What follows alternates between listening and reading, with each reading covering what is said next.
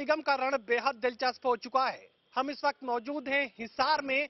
हिसार के अग्रसेन भवन की यह खूबसूरत जगह 4 उन नुमाइंदों के साथ है और हिसार की उन वोटरों के साथ है जो भविष्य का फैसला करेंगे मेयर चुनाव को लेकर। पैनल हमारे साथ इस वक्त मौजूद है, तमाम वो पैनलिस्ट जो अलग अलग राजनीतिक दलों से हैं और एक इंडिपेंडेंट कैंडिडेट को भी हमने इस पैनल में शामिल करने का काम किया है। सबसे पहले गौतम सरदाना जी भारतीय जनता पार्टी के टिकट पर मेयर चुनाव मैदान में उतर चुके हैं और मजबूती से अपनी ताल ठोकने का काम कर रहे हैं। टोटल न्यूज के इस खास कार्यक्रम में आपका स्वागत है। धन्यवाद। दूसरे हमारे पैनलिस्ट हैं रेखा सैनी जी, निर्दलीय उम्मीदवार के रूप में चुनावी रण में हैं। किस्से अक्सर सुनाए जाते हैं कि कभी समर्थन मिल भी गया है और कभी नहीं भी, लेकिन मजबूत यहां पर चुनावी लड़ाई लड़ती नजर आ रही हैं। हमारे तीसरे पैनलिस्ट हैं अमित सैनी जी। अमित सैनी इंडियन नेशनल लोकदल के टिकट पर चुनावी रण में उतरे हैं, युवा नेता हैं और मजबूती से अपनी लड़ाई को लड़ने का काम कर रहे हैं। कांग्रेस समर्थित उम्मीदवार के रूप में पूरे हरियाणा में तहलका मचाने वाली रेखा एरन भी इस वक्त हमारे साथ मौजूद हैं। कांग्रेस का समर्थन हाल फिलहाल मिला है, लेकिन तमाम नेताओं का आशीर्वाद हासिल कर पूरे चुनावी रण को बेहद दिलचस्प बना दिया है। रेखा एरन जी, टोटल न्यूज के इस कार्यक्रम में आपका स्वागत है। बहुत बहुत धन्यवाद आपका। चलिए, हरियाणा में नगर निगम का ये रण अब बेहद दिलचस्प होता जा रहा है। हिसार की अगर बात करें तो राजनीतिक दलों की उठापटक की वजह से और राजनीतिक दलों के निर्णयों की वजह से हिसार का ये नगर निगम चुनाव अब और ज्यादा घमासान के रूप में सामने आएगा। तमाम हिसार के वोटर्स भी इस वक्त हमारे साथ मौजूद हैं, हम उनकी राय को भी जानने की कोशिश करेंगे। लेकिन सबसे पहले हम शुरुआत करेंगे एक विजन डॉक्यूमेंट के रूप में। तमाम नेता अपने वोटरों को आखिर वायदा क्या कर रहे हैं, वो तमाम चीजें हम जानने की कोशिश करेंगे। विजन डॉक्यूमेंट, जिसे आप उनका घोषणा पत्र भी कह सकते हैं, कि आखिर वो अपने वोटर के सामने क्या पक्ष रख रहे हैं, क्या वायदे कर रहे हैं। सबसे पहले गौतम सरदाना जी से बात करेंगे, उनसे जानने की कोशिश करेंगे कि सत्ताधारी दल आखिर हिसार के वोटरों के लिए क्या कर सकता है। गौतम जी, पहले तो आपका बहुत बहुत टोटल न्यूज़ का मैं धन्यवाद करूंगा, जिन्होंने पूरे आज हरियाणा के सामने और देश के सामने हमें हाजिर होने का मौका दिया, इसके लिए धन्यवाद।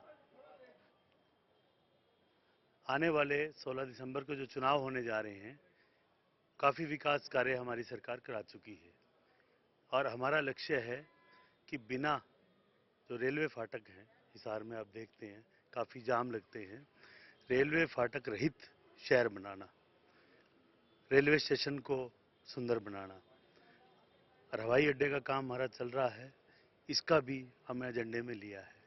और अभी आप देखते हैं कि जो पशुओं की समस्या में नगर निगम में हमारी सरकार नहीं थी, वो भी विरासत में मिली है, उसका भी हल करना। सीसीटीवी कैमरेज जो मेरी भी व्यक्तिगत तौर पे संघर्ष समिति के माध्यम से जो मांग रही थी, उसको सभी क्षेत्रों में लगाना और ऐसी अनेक घोषणाएं की हैं जो हमारे एजेंडा में हैं। हिसार शहर को जो पार्कों का हम काम कर चुके हैं, सफाई व्यवस्था कहीं कहीं जो कमियां रही हैं उसको दूर करना, सीवरेज पानी जो युक्त आ रहा है उसकी समस्या को पूर्ण रूप से दूर करना, ऐसी जो समस्याएं हम डेली फेस करते हैं उन सभी को दूर करना हमारा लक्ष्य है। चलिए, कांग्रेस समर्थित उम्मीदवार की तरफ रुख कर लेते हैं, उनसे जानने की कोशिश करेंगे कि कांग्रेस का समर्थन तो मिल गया, लेकिन कोई विजन डॉक्यूमेंट भी क्या तैयार किया है? तैयार किया है। जैसे शहर में ट्रैफिक जाम रहता है और 4 साल से सुनती आ रही हूँ कि बस अड्डे की पीछे की दीवार तोड़ेंगे और ट्रैफिक जाम से छुटकारा पाएगा। आज तक 4 साल में तो वो दीवार टूटी नहीं ट्रैफिक जाम से छुटकारा पाया। और आवारा पशु कहने में आता आवारा पशु, मैं तो उनको बेसहारा पशु समझती हूँ। आप सब लोगों का साथ लेके आवारा पशुओं से छुटकारा पाने की कोशिश करूंगी। इसके अलावा भी क्या कोई मुद्दा वोटरों के सामने? इसके अलावा जैसे पूरे शहर की सड़कें हैं या पानी की समस्याएं हैं, या शहर को आप लोगों से और सभी संस्थाओं से, सभी जनता से को साथ लेके शहर को सुंदर बनाने का काम करूंगी। चलिए, शहर की खूबसूरती की बात करें, लेकिन नगर निगम से जुड़े और जो तमाम कार्य हैं उनको लेकर क्या कुछ करेंगी? कोई भी और नगर निगम की कोई भी सड़क, पानी बताए तो आपको, या ट्रैफिक जाम या सीसीटीवी कैमरे, जो भी काम होगा करवाने की कोशिश करूंगी। चलिए, इंडियन नेशनल लोकदल के उम्मीदवार भी हमारे साथ मौजूद हैं, आप अपना विजन डॉक्यूमेंट जनता के सामने रख दीजिए। जी, बेसहारा पशुओं से शहर को निजात दिलाऊंगा। जो ट्रैफिक की व्यवस्था है उसको दुरुस्त करूंगा और जो पार्किंग के लिए पार्किंग बनाई जाएगी शहर में 4 जगह, ताकि जो रोडों पर जो वाहन खड़े होते हैं जिसके कारण ट्रैफिक व्यवस्था काफ़ी स्थिति बिगड़ जाती है। और जब नाइट में मैरिज पैलेसेस के बाहर जब हम लोग जाते हैं, गाड़ियां अपनी रोडों पर पार्क करते हैं, जिसके कारण आने जाने में काफ़ी दिक्कतें होती हैं, रोड ही जाम हो जाता है। इससे निजात दिलाऊंगा और फ्लाईओवर का निर्माण हिसार शहर में 2 जगह किया जाएगा, बस स्टैंड के पास और डाबडा चौक ओवरब्रिज के पास। चलिए निर्दलीय उम्मीदवार का रुख भी कर लेते हैं। आप मुझे बताइए, निर्दलीय हैं लेकिन वोटर का विश्वास क्या हासिल कर पाएंगी? मैं तो यही कहना चाहूँगी कि मैं काम करने पे विश्वास करती हूँ। मैंने पहले भी 5 साल पार्षद के रूप में अपने वार्ड में बहुत काम किए हैं। वो 4 नंबर वार्ड मेरे काम का उदाहरण है। आप वहाँ जाकर देख सकते हो, वार्ड वासियों से पूछ सकते हो। मैं घोषणा वादा सरकार की तरह या किसी की तरह नहीं करना चाहती। मैं काम करके विश्वास दिलाना चाहती हूँ। बस जो शहर में बेसहारा पशुओं की जो जिसके कारण ट्रैफिक जाम हो जाता है, सफाई व्यवस्था बिगड़ जाती है और सफाई भी लगभग हो जाती है, पर जो डस्टबिन वगैरह है वो वहीं पे डंपिंग स्टेशन बनाते हैं और वहाँ पे डालने के बाद जो बेसहारा पशु होते हैं वो उनमें मुंह मार के बाहर निकाल के फेंक देते हैं। तो जहाँ तक हो सकेगा उनको तुरंत वहाँ से उठाने के लिए, जो कि हमारे नगर निगम में इस तरह की सुविधा की कमी है, उसको तुरंत प्रभाव से दूर करवाऊंगी। और भी शहर में जो मूलभूत आवश्यकताएं हैं वो सब पूरा करवाऊंगी। और जो भी मेरे पास मेरे जो शहरवासी है जो नगर निगम के दायरे में आते हैं, वो कोई भी मेरे पास आएगा उसको फर्स्ट प्रायोरिटी पे, किसी तरह की भी समस्या लेके आएगा उसको फर्स्ट प्रायोरिटी पे करवाने की कोशिश। चलिए, विजन डॉक्यूमेंट तमाम जो मेयर पद के उम्मीदवार हैं उनकी तरफ से हिसार के वोटरों के सामने रख दिया गया है। अब वोटर देवता का रुख कर लेते हैं कि आखिर वो क्या चाहते हैं। आप मुझे बताइए कि तमाम जो उम्मीदवार हैं उनकी तरफ से एक विजन डॉक्यूमेंट सामने रखा गया है, क्या लगता है काफी है? मैं ये जानना चाहती हूँ, ये तो हमारे 5 साल का विजन है। आने वाले 20 साल का विजन मैं जानना चाहती हूँ, क्योंकि 5 साल बाद फिर सरकार बदल जाती है। तो हमारा विजन जो हो वो 20 साल का हो, तो वो जानना चाहते हैं कि इसके अलावा और क्या वो सोचते हैं। चलिए, बेहद एक अलग अंदाज में ये बात रखी गई है कि मूलभूत जरूरतों को आज के लिए पूरा ना करें, बल्कि अगले 20 साल के लिए इस शहर को तैयार करें एक बड़ी आबादी के रहने के लिए। आप मुझे बताइए कि ये जो विजन डॉक्यूमेंट तमाम जो मेयर पद के उम्मीदवार हैं उनकी तरफ से सामने रखा गया है, विजन डॉक्यूमेंट से आप कितना संतुष्ट हैं? मैं बिल्कुल भी संतुष्ट नहीं हूँ, क्योंकि इन्होंने वो मुद्दे उठाए हैं, उन पे बात की है जो पहले से एग्जिस्ट करते हैं, चलते हैं, और आज तक उनका कोई हल नहीं निकला है। मैं हिसार बॉर्न हूँ और हिसार में इतने सालों से हूँ। मैं देखती हूँ कि जितनी उन्नति मेरे हिसार में होनी चाहिए थी नहीं हुई। मेयर आते हैं, चले जाते हैं, अपनी पॉलिटिक्स खेलते हैं, लेकिन जितनी उन्नति उन्हें करनी चाहिए थी, जितना काम उन्हें करना चाहिए था, ज्यादा वो अपनी पार्टियों की सुनते हैं या बड़े घरानों से सपोर्ट हो गए तो उनको सुननी पड़ती है। तो जो वास्तविक तरक्की होनी चाहिए थी मेरे हिसार की, वो अभी तक नहीं हुई। चलिए, मुझे ये बताइए कि सबसे बड़ा मुद्दा क्या है? आपको क्या लगता है कि कौन सा मुद्दा था जो इन उम्मीदवारों की तरफ से अपने विजन डॉक्यूमेंट में शामिल नहीं किया गया? इन्होंने देखिए ये छोटे छोटे मुद्दे शामिल किए हैं। ये तो बिल्कुल इनकी रिस्पॉन्सिबिलिटी ही बनती है कि अगर ये नगर पिता बनते हैं, मेयर बनते हैं, तो ये तो बड़ी छोटी छोटी सी बातें हैं। इनको अपना कोई सोशल रिस्पॉन्सिबिलिटी की बात भी रखनी चाहिए। लाइक मैं चाहूंगी कि बहुत सारी महिलाएं भी हैं जो यहाँ प्रत्याशी हैं, तो वुमेन एम्पावरमेंट के लिए वो क्या करेंगी? यूथ जो हमारे हिसार का अनएम्प्लॉयड है उसके लिए वो क्या करेंगी? क्या कोई स्किल डेवलपमेंट कराएंगी? इस तरह के मुद्दे इन्होंने नहीं लिए। इन्होंने वो मुद्दे लिए हैं जो एक आम जनता छोटी बात समझती है कि हाँ, कचरा पड़ा है तो वो कैसे दूर किया जाए, ट्रैफिक जाम है उसकी दुर्दशा है तो वो कैसे दूर होगी, पुल नहीं बन रहे तो क्यों नहीं बन रहे। तो ये सब कॉमन मुद्दे हैं। मैं सोचती हूँ इससे बड़ा विजन इनका होना चाहिए। चलिए, विजन डॉक्यूमेंट की बात हम कर रहे हैं। आप मुझे बताइए कि विजन डॉक्यूमेंट जो सामने रखा गया, कितना संतुष्ट है? हम बिल्कुल भी संतुष्ट नहीं है। ये तो एक एमसी के लेवल के जो विजन होते हैं वो देखे रहे, शायद इतना इनका वो चीज है ही नहीं जो चीज होनी चाहिए। सरकार केंद्र में भारतीय जनता पार्टी की, हरियाणा में भारतीय जनता पार्टी के मुख्यमंत्री आवारा पशु अगर अब भी आवारा बने हुए हैं, तो आखिर क्या आपको लगता है कि एक वार्ड की समस्या है? नहीं, ये वार्ड की समस्या भी है। उसके अलावा भी माननीय रेखा सैनी जी ने कहा भी 4 साल से उनसे दीवार नहीं हटाई गई, तो 4 साल से ये वहीं तो थे, तब क्यों नहीं दीवार हटाई गई? आज ये मुद्दा क्यों बन गया? तो जब भी यहाँ से रातों रात जो दल बदलुओं की कहानी बनी है वो सभी के सामने है। इनकी जो आस्थाएं हैं वो पार्टी और उनके आकाओं से है, जनता के प्रति उनकी कोई जवाबदेही नहीं है। मुझे ये बता दीजिए कौन सा असल मुद्दा था जो नहीं चुना गया? इसमें असल मुद्दे की हम बात करें तो आज के दिन जो है मेयर का क्या बजट है, किस तरह से वो कलेक्शन कर पाएंगे। उसके अलावा एम्पावरमेंट के लिए जैसे साथी ने, हमारी बहन जी ने कहा, वुमेन एम्पावरमेंट है, और बेरोजगारी का जो मुद्दा है, शहरों में ज्यादातर बेरोजगारी का जो हालात है, उसमें मेयर का क्या रोल रहेगा। चलिए एक और वोटर है, उनसे हम बात करने की कोशिश करेंगे। आप मुझे बताइए कि कौन सा ऐसा मुद्दा है जिसे शामिल नहीं किया गया।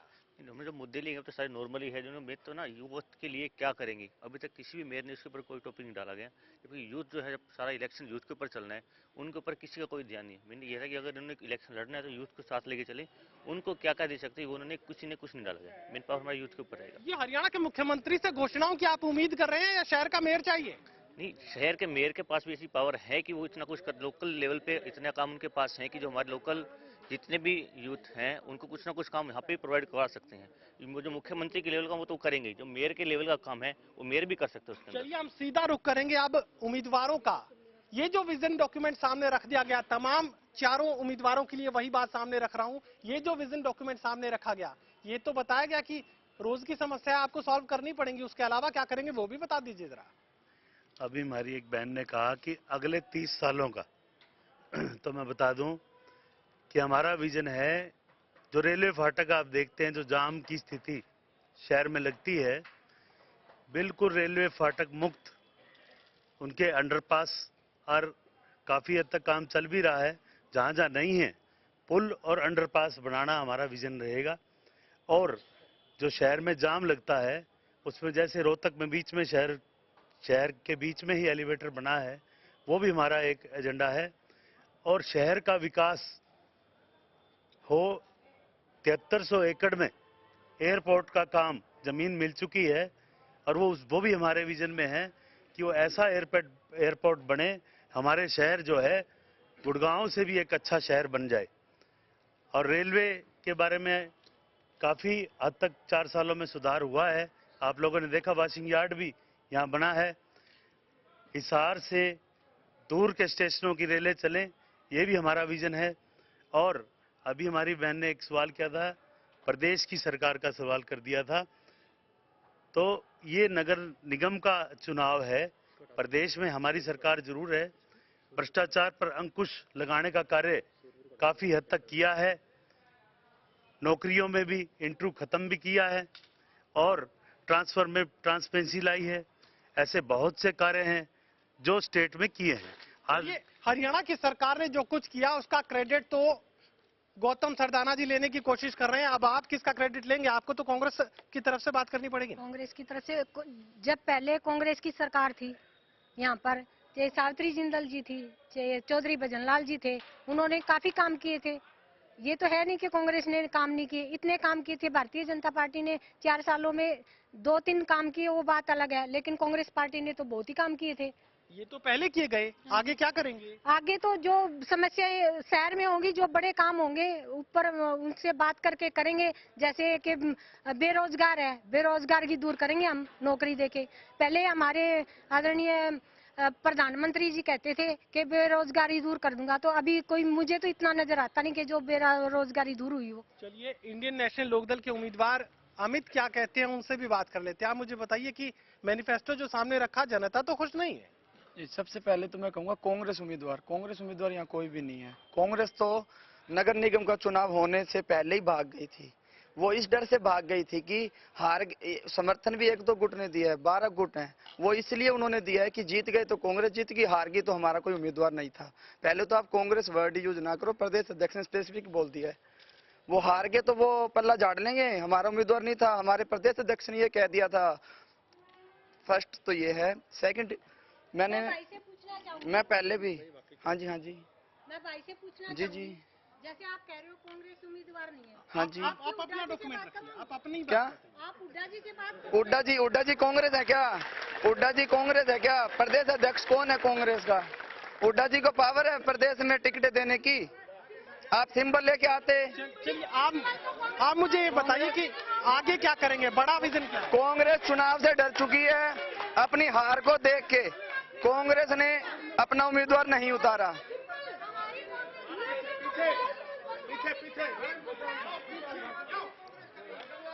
चलिए आप मुझे बताइए, देखिए, तमाम वोटर से हम उनके सवाल लेने की कोशिश जरूर करेंगे। आप मुझे बताइए, आप क्या कर रहे गलत बात है, वो गलत बात है। आप बताइए, इसमें बताइए। हाँ जी, मैं रेखा बात करने दी।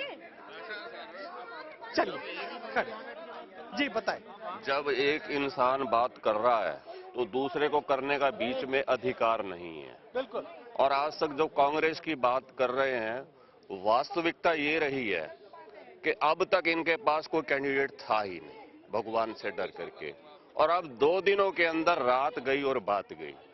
कांग्रेस का कैंडिडेट भी आ गया, ना तो इनके पास सिंबल है, ना इनमें वो योग्यता है। इसलिए इनको जो है हट जाना चाहिए स्वयं। अच्छा चलिए मुझे ये बताइए, पहले एमसी का इलेक्शन होता था, डायरेक्ट इलेक्शन फर्स्ट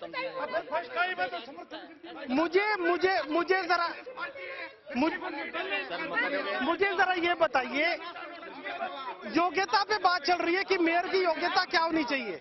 आपको क्या लगता है, मेयर की योग्यता क्या होनी चाहिए? पहले बात तो मैं अगर हिसार का विकास चाहते हो, सभी भाइयों से एक अनुरोध करता हूं, जिसकी भी सरकार आ रही है उसको मेयर बनाना चाहिए हमारे को। ये सभी भाई विकास की बात करें, आवारा पशु की बात करें, अभी गौतम सरदार मेरा भाई है, चारों मेरे भाई हैं, हम इसको बना देते हैं। कांग्रेस की गवर्नमेंट आ रही है, कौन पूछेगा इसको?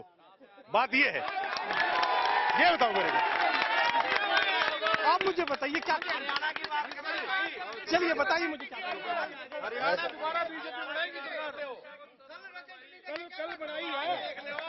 कहाँ आ रही है कांग्रेस की सरकार?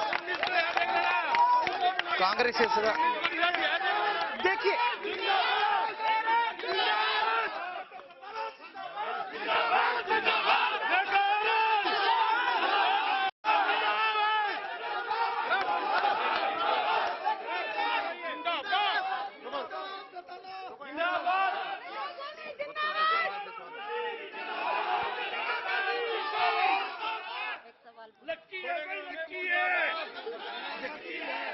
देखिए सबसे पहले मैं ये बता दूं, ये हरियाणा की सरकार नहीं बनने जा रही है, ये सिर्फ हिसार की सरकार है। तो आपसे उम्मीद ये करूंगा कि हिसार तक रहे। जब सवाल लोकसभा पर पूछने का आएगा तो आपसे भी पूछेंगे, और विधानसभा का जब फैसला करना हो तो भी आप ही को करना है। लेकिन अभी हिसार का रण है, हिसार तक सीमित रहिए, ये बेहद जरूरी है। चलिए आप मुझे बताइए, आप कुछ कह रहे थे। पहली बात तो 1 मिनट है। पहली बात तो मेयर उसको चुनना चाहिए जो जमीन से जुड़ा हो। एक प्लम्बर का बेटा जो 45 गज के मकान में रहता है, जो सारे शहर की समस्या सुनता है। ये 4 साल से भाजपा में थे तो पहले विकास नहीं हुआ, मतलब अब कांग्रेस में आ गए तो विकास नहीं करे, ये गलत जवाब है। दूसरा ये बोले कि डाबड़ा चौक का पुल नहीं बना, 4 साल से इन्होंने कोई पुल नहीं बनाया। ये पहले भाजपा में थे, पहले बनवा लेते। ये सब बनी बनाई बातें हैं। 45 गज के वो मकान में रहता है, इसमें 80% हिसार की जनता के लोगों में गौतम सरदाना का नंबर फीड होगा। मेरे पास भी है 92 156 87 85 8। किसी के पास भी, ये 2 बड़े घराने हैं, जिंदल परिवार और ये बिश्नोई परिवार, जिंदल परिवार बिश्नोई परिवार। अब ये जब हेलीकॉप्टर में घूमते हैं, इलेक्शन आते हैं, एकदम आ जाते हैं। ये क्यों आते हैं? ये लड़का, ये गौतम सरदाना हमेशा जनता के बीच में रहता है। बिल्कुल, तमाम मुद्दों पर हम बात करेंगे, तमाम मुद्दों पर हम बात करेंगे। चलिए जिनको कुर्सी नहीं मिल पाई, बोलने का मौका उनको भी मिलेगा। आप मुझे बताइए क्या कहना है। भाई साहब, ये बीजेपी और कांग्रेस की 2 बिरादरियों की लड़ाई है। यहाँ सबसे बढ़िया और स्वस्थ और मतलब जो है ईमानदार आदमी अरविंद खरीटा है। 100% बीजेपी की हार होगी, इसमें कोई शक नहीं है। 100% बीजेपी की हार होगी, इसमें कोई शक नहीं है। और अरविंद, चलिए, हार और जीत का फैसला तो वोटर देवता को करना है, किसी एक की राय बहुत ज्यादा मायने नहीं रखती। गौतम जी से सवाल है। चलिए, मेरा गौतम जी से सवाल है। गौतम जी, शमशान घाट की अवैध दुकानें बननी थी, उनका आपने समर्थन किया था, तो वो किस बेस पे आपने समर्थन किया था? दूसरा, आपने एक वीडियो डाला था अभी बिग सिटी टीवी पे कि दल बदलू होते हैं ना, वो जनता के साथ धोखा करते हैं। तो आपने दल बदल के धोखा किया या नहीं किया, वो बताइए। ये दल बदलने की बात चलेगी तो दूर तक जाएगी, क्योंकि पूरा चुनावी जो रण है वो बदल चुका है। लेकिन सवाल रखा गया तो जवाब जरूर जानने की कोशिश करेंगे। आप मुझे बताइए। पहले तो मेरे भाई को बता दूं, मैंने ऐसा कोई समर्थन नहीं किया, ना ही ऐसी शमशान घाट की दुकानों का समर्थन किया। और दल दल बदलने की बात कह दूं, मैं एक सामाजिक आदमी हूं और हरियाणा जनहित कांग्रेस की पार्टी से जरूर प्रत्याशी था, और कुलदीप बिश्नोई जी पार्टी अपनी छोड़कर ही, पार्टी बंद करके, अपनी दुकान बंद करके ही चले गए, तो उसके बाद मैं चुपचाप अपने समाज की, शहर की सेवा करता रहा। भारतीय जनता पार्टी ने 4 साल में बहुत अच्छे कार्य किए, इसलिए मैंने पार्टी ज्वाइन की और पार्टी ने मुझे अपना प्रत्याशी घोषित किया। गौतम सरदाना की तरफ से साफ ये बात कह दी गई कि वो कुलदीप बिश्नोई की पार्टी में थे, कुलदीप बिश्नोई ने अपनी पार्टी को बंद कर दिया, यही वजह कि वो घर बैठ गए थे और आखिरकार उन्हें अपना जो राजनीतिक दल है उसे परिवर्तन करने का फैसला करना पड़ा। लेकिन चूंकि ये दल बदल से जुड़ा सवाल है, तो ऐसे में सवाल रेखा आर्यन से भी बनता है। आपके ऊपर भी यही आरोप है कि रातों रात आप कांग्रेसी हो गए। हम रातों रात कांग्रेस इसलिए हो गए क्योंकि भारतीय जनता पार्टी को हम धोखा देकर नहीं आए, हम वहाँ से धोखा खाकर आए हैं। किस तरह का धोखा मिल गया? इस तरह का धोखा, 4 साल हमने जी जान से काम किया और फिर 1 मिनट में हमारी टिकट काट के किसी दूसरे को टिकट दी, ये हमारे साथ बहुत बड़ा धोखा हुआ। तो लगातार आप भारतीय जनता पार्टी के लिए काम कर रहे थे, तब तक पार्टी ठीक थी? हमें ये नहीं पता था ना इतना बड़ा धोखा। हमें 4 साल तक यही दिलासा दिलाते रहे कि कैंडिडेट आप हो, कैंडिडेट आप हो, और हम 4 साल तक वहाँ दरिया बिछाते रहे। और जब लास्ट टाइम हमें टिकट देने का टाइम आया तो किसी और को लाके उनको टिकट दे दिया। चलिए, साफ तौर से दल बदल को लेकर दोनों ही तरफ से पक्ष रख दिए गए हैं। एक ने कहा कि पार्टी चली गई थी, मैं क्या करता, और दूसरे जो उम्मीदवार है जिन पर आरोप दल बदल के हैं वो साफ ये कह रहे हैं कि धोखा दिया नहीं है, धोखा उन्हें मिला है। चलिए, आप मुझे बताइए कि असल मुद्दे क्या होने चाहिए और बात किन मुद्दों पर चल रही है? असल मुद्दों की जहाँ तक बात है, मैं तो यही कहूंगी कि जो मुद्दे यहाँ पे उठाए गए स्टेज पे, उन मुद्दों में मुझे कोई भी सार्थकता नजर नहीं आ रही। कारण सीधा सा ये है कि ये मुद्दे पिछले 4 साल पहले भी उठाए गए थे।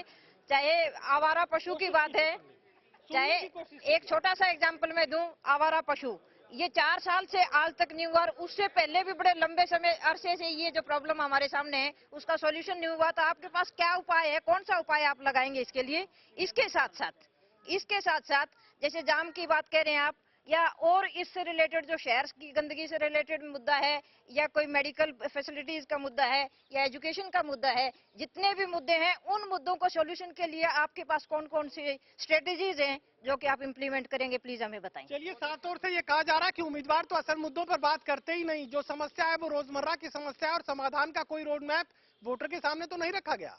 चलिए, और भी हमारे साथ लोग हैं, उनसे भी जानने की कोशिश करेंगे। आप मुझे बताइए कि असल मुद्दे क्या होने चाहिए और किन मुद्दों पर बात चल रही है?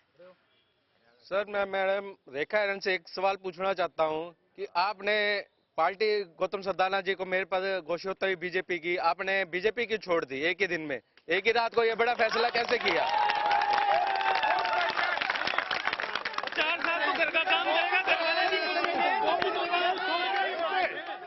आप मुझे बताइए ये जो मुद्दों पर बात चल रही है, कितना सहमत है आप इससे? समर्थन है, जो पार्टी छोड़ी है वो किसी वजह से छोड़ी है, ऐसी पार्टी नहीं छोड़ी जाती कि कोई वजह है।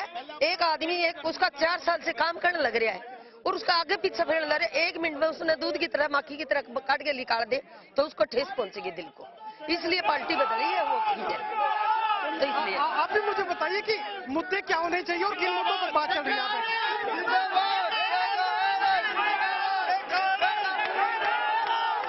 मुझे ऐसा लगता है कि ये जितने भी प्रत्याशी खड़े हैं इनको सॉलिड मुद्दों पे बात करनी चाहिए और हमारे शहर में क्या क्या काम ये करेंगे आने के बाद, क्योंकि हर 5 साल के बाद चुनाव होते हैं।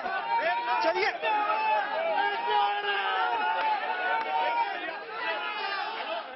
रुकिए। ये माहौली पार्टी का नहीं है। अगर आप कहना चाहते हैं तो सुनना भी पड़ेगा, अगर आप वो कहना चाहते हैं तो सुनना भी पड़ेगा। शांति से सुनिए। बोलते यार क्यों रोड़ा कर रहे हैं? आरती देखी था, कोई बात नहीं, बंद कर देना। शांति से भाई, दोनों पक्ष कर रहे हैं, नहीं कर रहे। शांति से आवाज आनी चाहिए, आवाज आनी चाहिए बढ़िया सी। चलिए, घमासान तो बेहद दिलचस्प हो रहा है और मुद्दों पर जहां तक बात है तो वोटर देवता ऐसे ऐसे मुद्दे उम्मीदवारों के सामने रख रहे हैं कि सांसें फूल रही हैं उम्मीदवारों की। चलिए, अभी वक्त है एक छोटे से ब्रेक का। ब्रेक के बाद एक बार फिर जल्द हाजिर होते हैं।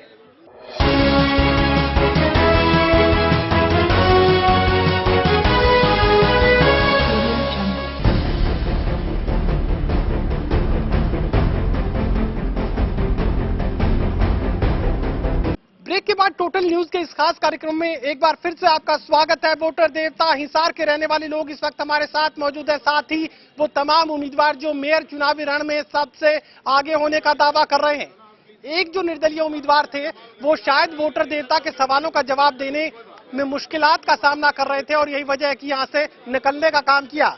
तमाम वोटर्स हमारे साथ हैं। मुद्दों पर बात एक बार फिर से शुरू करेंगे। आप मुझे बताइए कि मुद्दों पर जहां तक बात हो रही है, कितने मुद्दे सही हैं जो अब तक उठाए गए, कौन से मुद्दे हैं जो अब तक नहीं उठाए गए? खड़े हो। मुद्दे बहुत उठ रहे हेलो जी, मुद्दे बहुत उठ रहे हैं, लेकिन ये मुद्दे सिर्फ चुनाव होने से पहले तक ही रहेंगे। चुनाव होने के बाद में पता नहीं कौन, कोई नहीं मिलेगा, ये जनमंच भी नहीं मिलेगा, ना कोई मेयर मिलेगा यहाँ। हमेशा यही होता है, चुनावों से पहले बहुत वादे होते हैं, बहुत होते हैं, लेकिन अपने हिसार को देख लो, लगता है कि कोई भी एक वादे से पूरा उतरा है, लगता है। तो ये जनमंच एक साल के बाद में, हर एक साल के बाद में होना चाहिए मेरे हिसाब से। तो क्यों भाइयों, ये जनमंच अगर जो मेयर बनता है मेरे हिसाब से वो अगर जनता के बीच में रहेगा, उसे अपने आप समस्याएं भी पता चलेगी और उसके समाधान भी मिलेंगे। मेरी राय ये, आप में से जो भी मेयर बने वो जनता के बीच में रहे, तब सारी समस्याएं भी मिलेगी आपको और उनका समाधान भी मिलेगा। आज वादे करने से कुछ नहीं होगा, क्या पता कौन वादे पूरे करेगा और कौन नहीं करेगा, लेकिन जो भी बने, मेरी आपसे रिक्वेस्ट यही है कि आप जनता के बीच में रहें ज्यादा से ज्यादा। जैसे आज आप पार्कों में घूम रहे हो, अभी तो घूम रहे हो, सारे घूम रहे हैं, लेकिन बनने के बाद भी कोई आता है तब उसको देखा जाएगा। बनने के बाद मेयर का जो विजयी उम्मीदवार है, यानी जो मेयर बन जाएगा, वो जनता के बीच रहेगा कि नहीं रहेगा, यही सवाल वोटर देवता की तरफ से उम्मीदवारों के सामने रख दिया गया। ये वायदे तो चुनावी वक्त में खूब होते हैं, लेकिन उसके बाद समस्याएं जस की तस बनी रहती हैं और नेता जीतकर गायब हो जाते हैं। 25 सालों से जनसेवा में हूँ, शहरवासी भी यहाँ बैठे हैं और मेरी बहन ने अच्छा सवाल उठाया। पहले के जो मेयर बने या चेयरमैन बने शायद नहीं दिखे होंगे। आज मैं आपको इस मंच से माध्यम से कह रहा हूं, जो मेरा विजन है, हर 100 घर पे एक कमेटी बनेगी और वही तय करेगी कि शहर हमें कैसे चलाना है। और ये देखिए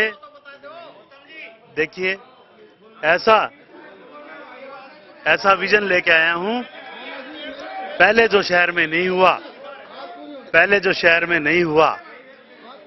पहले की तरह, पहले कैसे मेयर चुने जाते रहे हैं और ये चुनाव जनता द्वारा होना है। पहले कभी भी मेयर जनता द्वारा तय नहीं किया गया, आज जनता के हाथ में मेयर की कुर्सी आई है। मेयर जो है एक शहर का सबसे बड़ा सेवा का पद है और जो इस पे कार्य होने चाहिए, मैंने आपको एजेंडा पहले ही बताया, हमारी पार्टी ने एजेंडे का आज घोषणा भी की है, वो भी आपको भी मिल जाएगा। ऐसा जो विजन जो क्रिएट किया है ना कि हर महीने, मैं आप मीडिया के माध्यम आपको भी कह रहा हूं, इन्होंने तो कहा कि एक साल में, मैं कह रहा हूं हर एक 100वें दिन आप रिपोर्ट ले लेना। चलिए, दूसरे जो उम्मीदवार हैं उनसे भी जानने की कोशिश करेंगे कि आखिर जनता के सवाल पर उनका क्या कहना है। आप मुझे बताइए कि ये कह रहे हैं कि ये घोषणाएं तो रोज सुनते हैं, चुनावी वक्त में हर रोज इस तरह की बातें सुनने को मिलती हैं, नेता जीतकर गायब हो जाते हैं।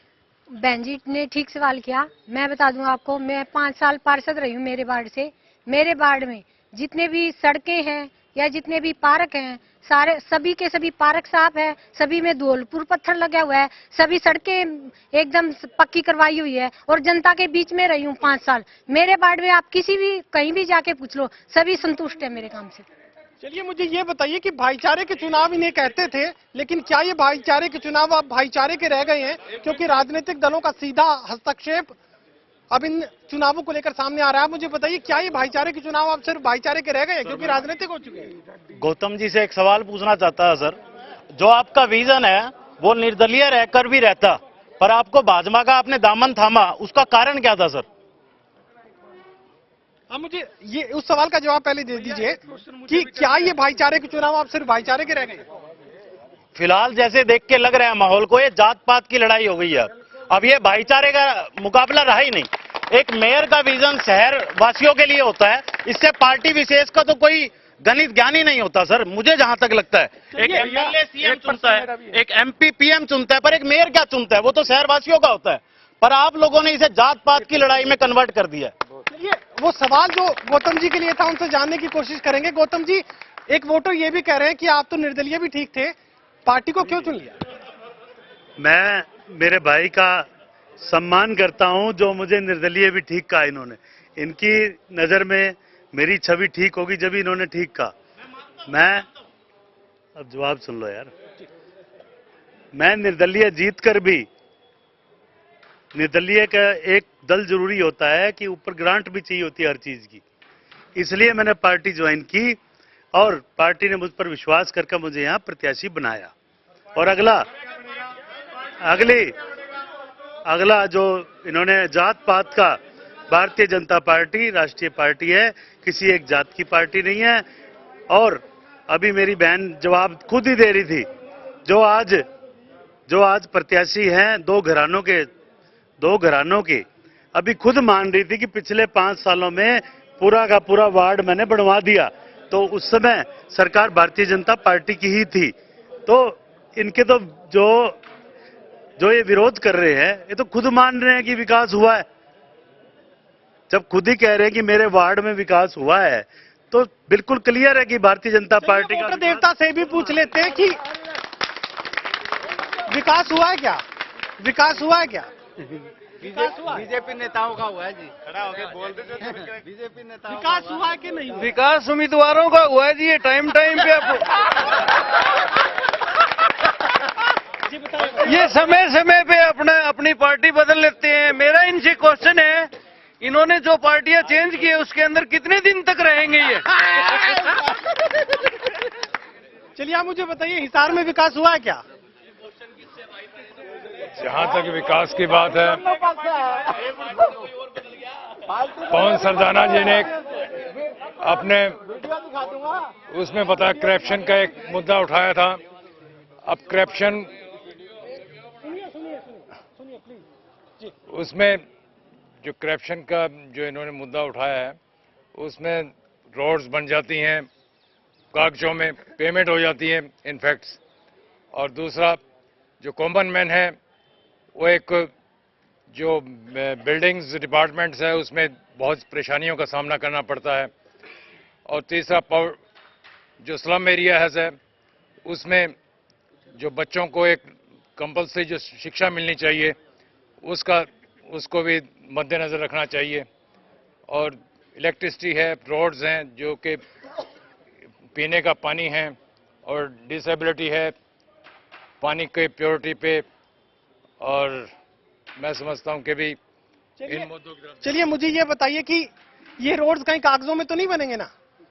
नहीं, मैं वादा करती हूँ कि सभी शहर की जितनी भी सड़कें हैं वो बनवाने का काम करूंगी। और मैं ये भी कहती हूँ कि ये कहते हैं ना चुनाव के बाद दिखेंगे नहीं, मैं वादा कर रही हूँ हर वार्ड में अधिकारियों को साथ लेके बैठकर काम, जितनी भी समस्याएं हैं उनका हल करने का वादा करती हूँ। अमित जी, आप भी ये बता दीजिए, इंटरनेशनल लोकदल के उम्मीदवार हैं, ये वोटर देवता ये कह रहे हैं कि रोड्स कागजों में बनती है, हकीकत पर नहीं। पहले जो दोनों अन्य उम्मीदवार हैं ये पहले रह चुके हैं, ये भी उसका एक पार्ट है जो कागजों में जब रोड बने थे।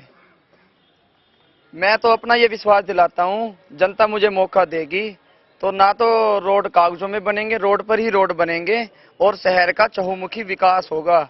जो पहले अपना विकास किया था ना अन्य लोगों ने, मैं अपना विकास नहीं करूंगा, शहर का विकास करने का काम करूंगा। गौतम जी, मुझे ये बता दीजिए कि ये रोड्स कहीं कागजों में तो नहीं बनेंगे ना? देखिए, आपके सामने ही दिख रहे हैं रोड, चारों तरफ शहर के चले जाओ चाहे अंदर चले जाओ, ऐसा कौन सा रोड है जो नहीं बना? और इसके लिए मैं पहले भी कह चुका हूं, जो विजन है कि 100 घरों में कमेटी बनाने का, उनके एक हस्ताक्षर की पावर मैं दूंगा, वही बता देंगे कि रोड बनी है या नहीं बनी। चलिए, रोड्स को बनाकर दिखाने का वायदा यहाँ पर गौतम सरदाना की तरफ से किया जा रहा है। तमाम वोटर्स हैं और देखिए हिसार की जनता देखिए कितनी खूबसूरती से अपनी बात को रखने की कोशिश कर रही है और कितनी खूबसूरती से उम्मीदवारों की राय को समझने की कोशिश कर रही है।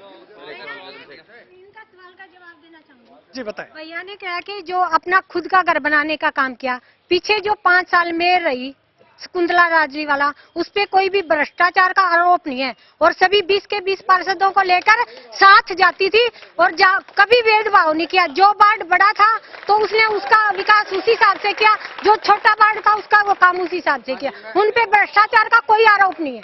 भ्रष्टाचार के आरोप तो नहीं है, उन्होंने कोई काम ही नहीं किया भ्रष्टाचार। और जब ये पार्षद थे उनके समय में इन्होंने कभी उनका सहयोग ही नहीं किया कि वो कोई काम कर सके।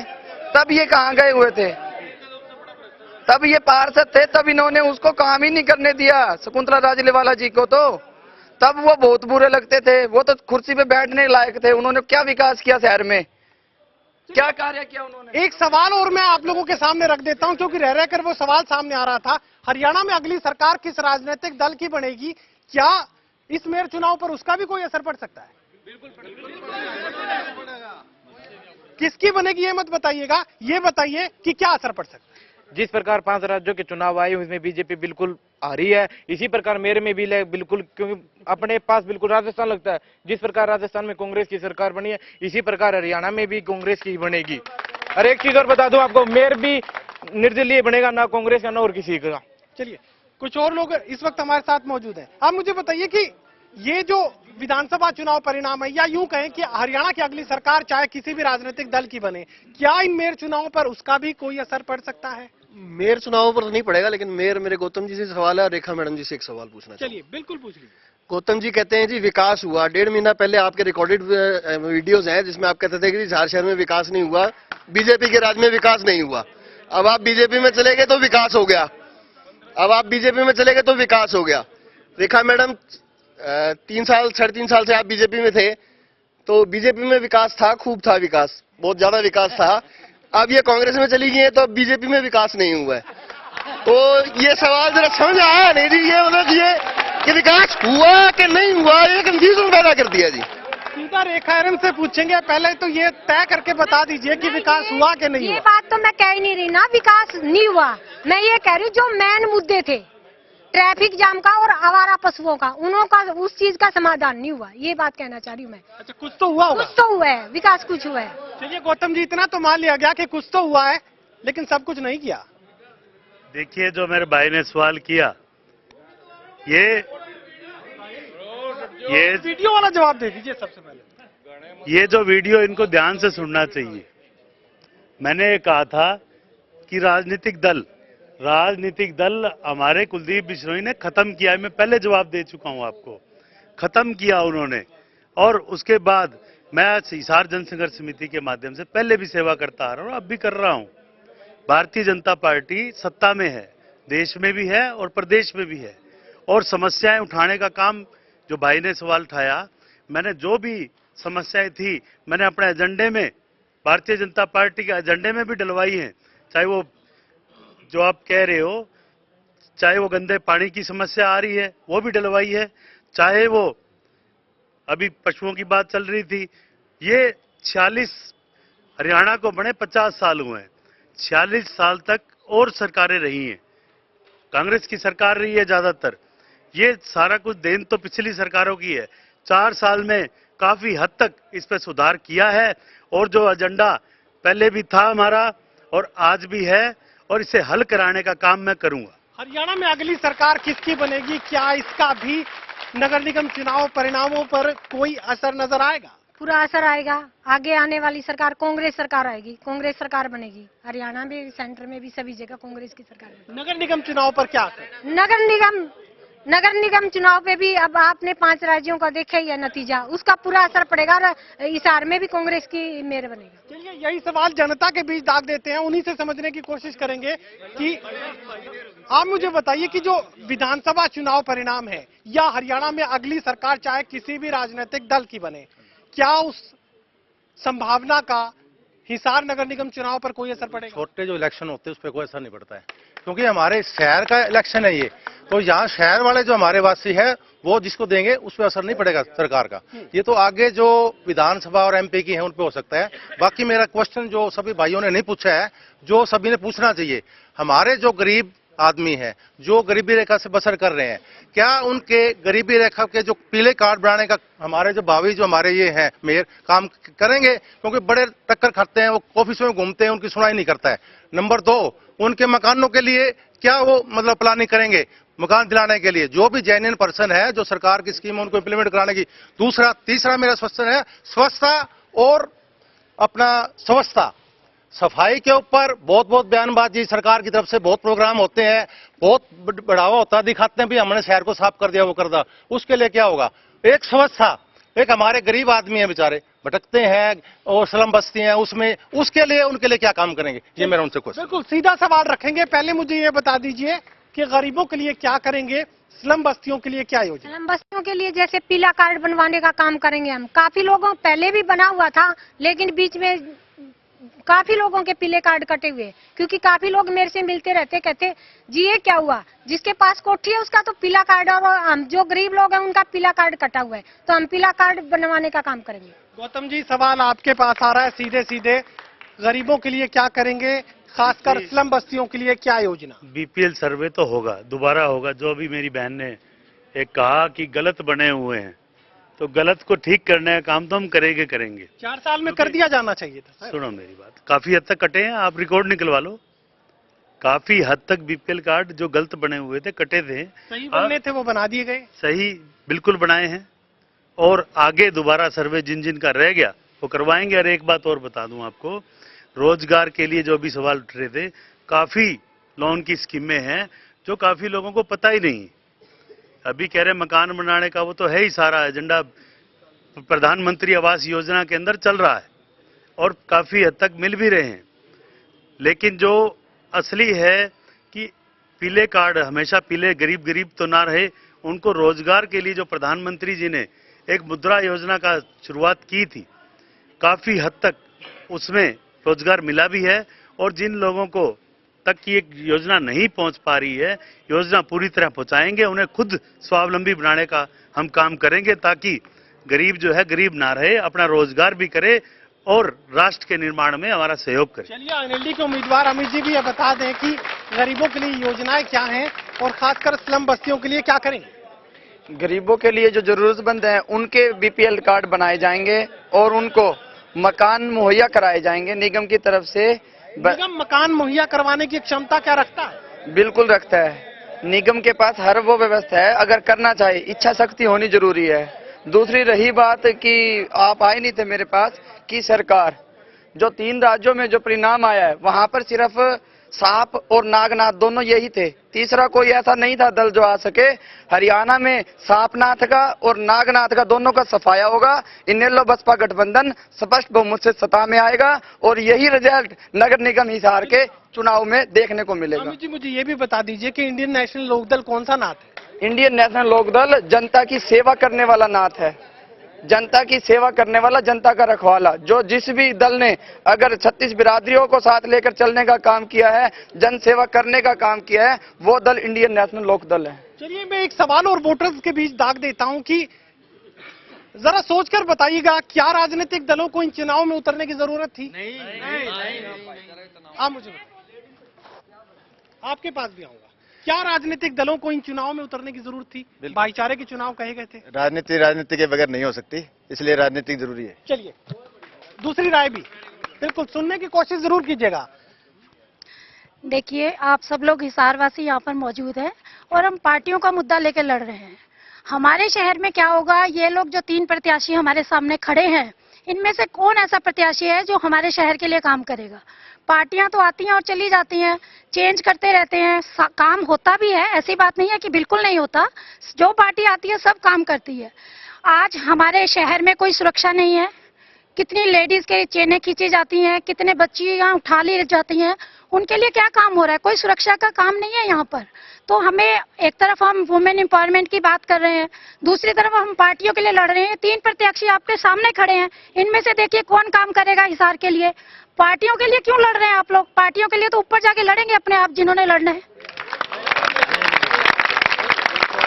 बेहद अहम सवाल यहाँ पर सामने रख दिया गया है महिलाओं की सुरक्षा का। रात में अगर बेटियां घर से निकलती हैं, अगर महिलाएं घर से निकलती हैं तो सुरक्षित महसूस नहीं करती। बेहद अहम सवाल है जो हमसे कहीं चूक रहा था। आप मुझे बताइए, महिला सुरक्षा की बात चल रही है, मेयर अगर बनती हैं तो महिलाओं की सुरक्षा को किस तरीके से सुनिश्चित करेंगी? पूरे शहर में सीसीटीवी कैमरे लगवाए जाएंगे और पुलिस प्रशासन की हम मदद देंगे। जैसे महिला थाने खुले हुए हैं, उनकी हम मदद लेके महिलाओं की सुरक्षा करने का काम करें। चलिए, महिला सुरक्षा की बात चल रही है, अमित जी अपना पक्ष भी रख दीजिए।